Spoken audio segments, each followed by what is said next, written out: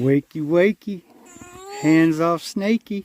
What's up? What's up? Nothing. Oh. So that's 2 drops down, 1 to go.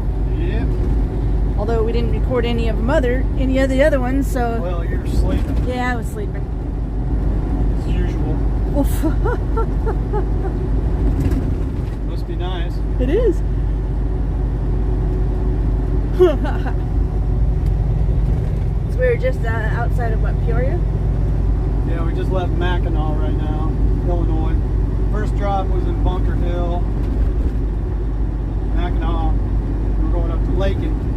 We already did this run before, we filmed it. Not much to say there. Y'all better get used to it, because that's the videos you're going to get. Well, yeah, especially I was already thinking about what, 3, maybe 4 days this week up in Kalamazoo. There's going to be snow. Yes. Like 3 or 4 days straight. So no Michigan loads. And Wisconsin, yeah, it's like as the snow moves down and everything's going on, and if Illinois stays kind of dry, we might be taking some more southerly runs and shit. Stay out of snow, especially if it's going to be a longer run. That you'll have to back me up on it. Yeah. I run out of hours, and we get into snow and ice. Like I've already said, you're done. I ain't messing with that shit no more. It's like, well, guess I gotta take some shorter runs. Keep you out of the hot seat. Yeah. I mean, I'm sure most of the time it'd be just fine, but. Well, like this week with Michigan, you know, it's like. Yeah. Yeah, if it's. It's not like I'm like wanting to jam out and drive through ice and snow, but. Yeah. It's like we talked about, you know, it's like if there's an active storm coming through, we just avoid it, and then once the storm passes, they clean it all out, and it's all good to go. Except you never know, too. Get up there, something might roll in. Maybe, yeah. Things change. Yeah, that's what they make hotels for. Yeah, it would be kind of a bummer getting stuck out somewhere, though, that managed to injure both of my shoulders. Yeah. It's been going on for a while. Since CHI. Yeah, since we did the garage doors and stuff. My left shoulder especially is bad, where I can't even lift my arms anymore almost. I can't even scratch my back. It's like it's just piercing pain through my shoulders. So, maybe it's a tumor. It's not a tumor. It's not a tumor. Wow! Yeah. I can't sleep on this bed anymore with us together. I end up just tossing and turning in pain all night. Yeah, because he can't sleep on his sides anymore because it hurts his shoulder. Well, I got to kick my arm a certain way or whatever so it doesn't hurt. Oh. And if we're laying together in that bed, there's not enough I room. can't do it. Yeah, and it's just, I'm screwed. I can't even fall asleep. My shoulders are so torn or whatever. I don't know. Did you do some joint strengthening exercises for like tennis elbow and tennis shoulder and all that? Whatever it is, I don't know. And maybe you need to go to the chiropractor. That too. Because I know I woke up when I was doing mail. I woke up a couple times and my shoulder was killing me for like, and it would hurt for like a week. And like my upper back or, you know, in my neck area would pop. And then like in a day my shoulder would quit hurting. But it was like a sharp pain shooting from my neck all the way down to my elbow. And yeah. Well, like you know me, my neck, my back are all screwed up anyways. I've had multiple injuries to my neck and back over the years. My neck, my back. My neck, my back. But it might just be an extension into my shoulders now because I haven't gone to the chiropractor all year. Yeah, you usually make it a couple times a year. Yeah, well, I used to go regularly and it helped out a lot, especially with my neck. Yeah. My neck, as you know, I got in an accident like 20 years ago. I was in a truck and I got hit and it screwed my neck up real bad. And I could always, after that accident, I could always crack my neck like crazy, and it, like you've heard too, when I just sit there and roll my neck around. Oh yeah, it's it sounds like just rocks grinding in there. Yeah. And stuff. So, but going to the chiropractor, yeah, they get a hold of my head and just do that whole neck yank, and it would just absolutely make a world of difference. And just getting all that pressure out of there, you know, just cracking. I'm thinking, I haven't had my neck cracked in so long now, it might just be an extension of that. Yeah. And I start popping pills or something. No, you just need to break down and spend the money and go to a chiropractor. Everything's been on lockdown too. It's like, who's working, you know? So, what are you gonna do? Just gonna sit there and film that big old bird shit on it. I just turned it to look at the silo. It's like a goose decided to come by and say, hey, how's it going? Yeah.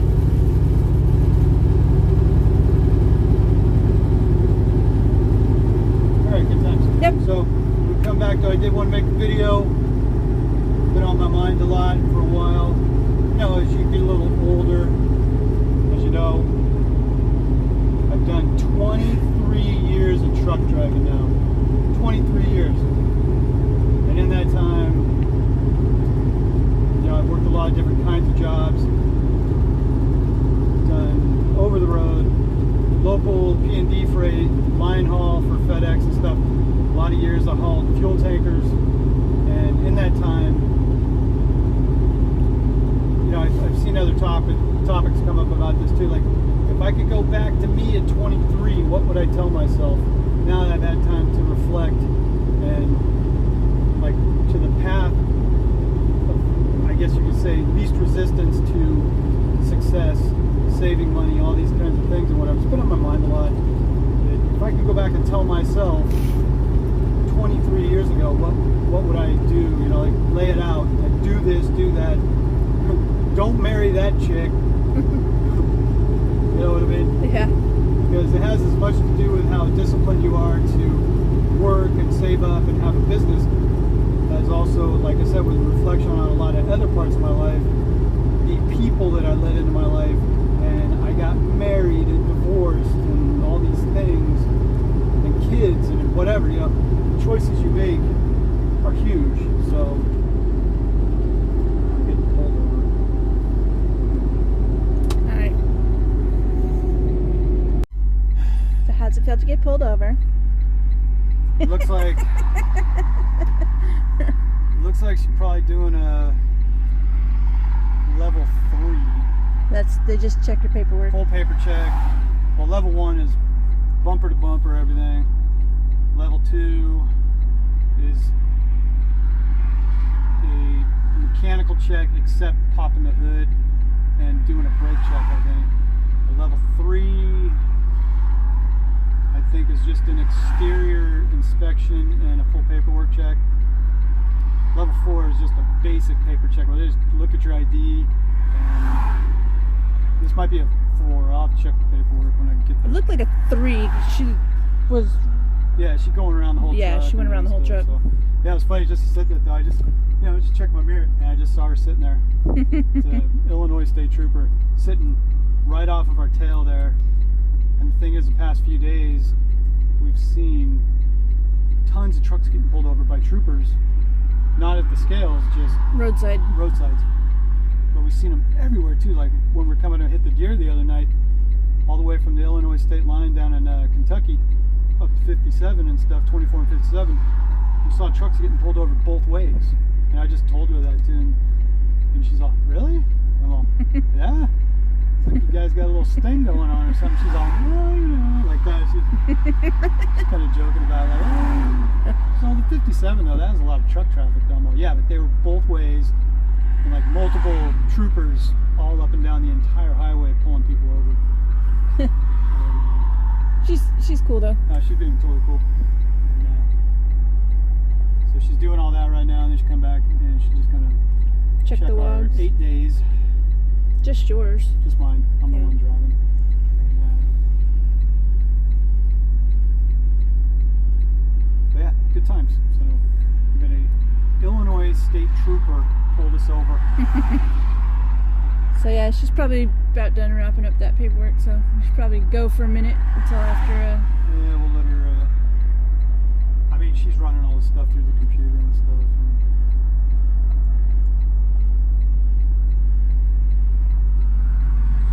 Yeah, what are you gonna do? Hey, what are you gonna do? All right. Well, we'll check back then. Yeah, I'll check back in a minute. All right. Got pulled over. Great. All right, so we went to this Mexican restaurant in Champaign the other day. Take a look at this. This is the COVID thing. Sitting out in the parking lot. Asphalt. I got heaters out there because it's freezing out. So there's a heater. We're sitting 6 feet apart. Yeah, bales of hay to enclose the tent, keep it warm in there. You know, but I mean, it's all enclosed. Lame. People are all around each other, but they can't sit in the restaurant. Stupid. So here we go in the restaurant. We're going to check out now. And I'll show you. All the tables are all closed up, you know. But if you look at the kind of retardation of this whole policy of no indoor dining. Look at that. People could have been well spaced out in there. And they could be utilizing their actual structure instead of having to put out all the extra resources to put a tent where you're enclosed anyways. It makes no sense. What's up? What's up? Yeah. So where are we at? We are in Paxton at the IGA. Paxton, Illinois. Yeah, it's actually funny. We're just down this little back alleyway Yeah, you can see it. doing produce today. Just dropped them off like 4 pallets or something. You can see in the back here though, that's Main Street, right on the other side of these buildings. You see the little clock tower right there and stuff. Paxton, I always liked this town. Yeah. Dating all the way back to, in 2014 I found it was a Italian mansion or something here in town that was selling for like $200,000. Needed some work and everything, but it's just a few streets over right here. Place is huge. It had I think it had an elevator, a dumbwaiter, a library, all these things. And it was a huge place. And I was like, 200 grand or 250 grand. And the price kept going down. I think it actually sold for like 180. I was like, boop. Yeah. It's like, why didn't I just go and buy that bastard? Yeah. Of course, I was still living in Vegas at the time. But then in 2014, when I was with Henderson Trucking, I actually came through. I parked at the Hardee's here in Paxton and walked over to the house and checked it out. It was empty at the time. I was like, Yeah, well, a few months back, we were considering about getting buying a bar here. well, we'll show that right now too. It's right here on the corner. We're going to go buy it. Yeah. There's a bar right here. It was a bar and restaurant. The guy he had just redone the bar. Yeah, he wanted 30 the grand. kitchen, everything. Yeah, he wanted $30,000 for the contents of the place and $1,200 a month rent. $1,200 a month. I thought it was $2 grand a month. Now it's $1,200. Oh. I was like, why only $1,200? You know, and he's like, well, you know. But I mean, it was in May when we checked it out. We were still in lockdown at that point, and it's like, when are things going to open back up? Nobody knows. We had the money to do it, but it was like, If you couldn't open. if you couldn't open though, it's like, okay, we just threw a ton of money into this, and even now, It's there's still just a Mexican restaurant is open in it now that they're like only doing takeout. And it's like, well, and didn't the people that were looking at it the same day we were, didn't they get it to make it a bar? And now it's like third time over now it's something else. No. Not as far as I know. Oh. No, it was actually a really cool place, and what we saw of it wouldn't have been so much to be a restaurant, but like a bar with bar food. Yeah. You know, fried stuff, onion rings, French fries, fried pickles, make some sandwiches, maybe burgers or something like that. Sandwiches. But not necessarily a full sit-down restaurant. Would have concentrated more on alcohol, because alcohol makes way more money, and then you put bar food with it. Yeah, it was a cool building right here on the corner. I mean, Yeah, that one right there. but last time I was through,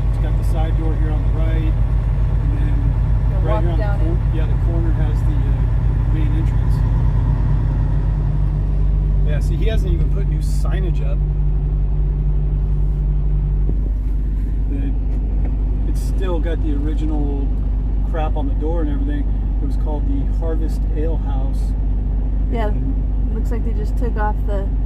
they just took off the name. Yeah. But even the canopy over the door had that symbol on it, and Harvest Ale House. And they just took that off, but there's no signage for a restaurant. I mean, they're obviously in business somewhat, that they got beer signs up and a Christmas tree. But yeah, Main Street, Paxton, that was cool. Yeah. And then right here on the right is another bar, but it's just a dive bar. Yeah. Paxton Public house, yeah. But then it was over here on the left. I forget what it's called. It was a barbecue restaurant. That guy had the barbecue restaurant and the Harvest Ale House, and he was getting rid of the ale house. Yeah, because they were... concentrating on the pork restaurant. Because did they open a second location on the pork one? No. No. No, he was just downsizing that. Oh. He said it did really well. He made a lot of money with it, but It was just too much. Too much for him to run. And he just backed out of that one and concentrated on the barbecue place. I mean, outside of seeing his actual books, his P&Ls and all that kind of stuff. But what I saw for it was more like making a sports bar, because there's nothing like that in town. Have billiards, maybe shuffleboard, darts, stuff like that, with bar food.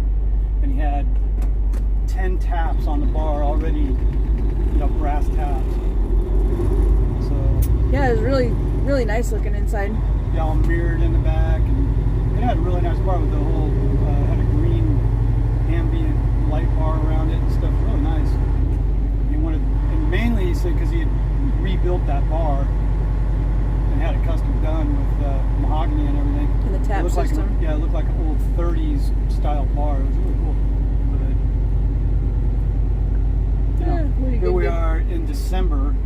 Yeah, and stuff's- nothing's still open, and we're talking more than 6 months ago we lived at that place, so it's like, Yeah, we'd have put all our money into it and then lost it all probably. we've just been sitting on our thumbs Yeah. for the past 6 months trying to make something happen with it. I mean, outside of doing food, I mean, you just would have had to convert that kitchen around to make takeout food, and the bar would have been sitting there just dead, so yeah. Which is stupid because other parts of the country are working, but Yeah. all these certain states and whatever, And all these little counties out here. and they're all keeping it on shutdown. You know, it's stupid. So today it is Sunday the 6th. Yep. So we did 2 drops in Champaign. We filmed the drops in Champaign before, the little ones downtown and stuff. Yeah. We thought we'd wait because it's dark, so Dark, the this sun's morning. just coming up. Yeah. We just finished up in Paxton. Now we're going to shoot back down to Champaign, head 72 west out to Sherman, which is on the north side of Springfield. Got, I think, 4 pallets to drop off there, and then we're done. Just drive back home. Easy breezy. So what you been up to? I was laying down. Should only have 3 pallets left. Maybe 3. Yeah. I don't know. I forget. 3 or 4. I don't know. They get what they get. Whatever's in there, that's what they get.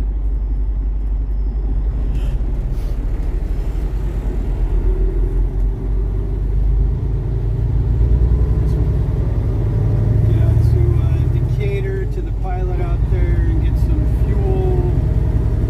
Probably stop off in Champaign there at the Road Ranger, grab a little breakfast real quick. I'm getting hungry. Yeah, I am too. That's pretty much it for the moment, I guess. Yeah.